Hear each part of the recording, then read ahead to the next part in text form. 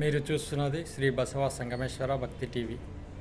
మరిన్ని కార్యక్రమాలు చూడడానికి శ్రీ బసవ సంగమేశ్వర భక్తి టీవీ ఛానల్ను షేర్ చేయండి, లైక్ చేయండి, సబ్స్క్రైబ్ చేయండి.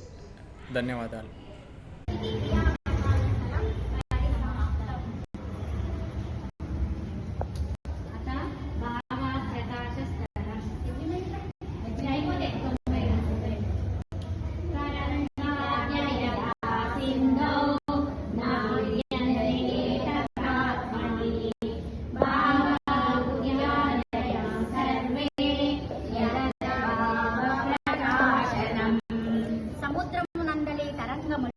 సముద్రము కన్నా ఎలా వేరు కావో అలాగే యోగి మనసునందు ఉత్పన్నమయ్యే పరశువుని గురించిన బుద్ధి భావన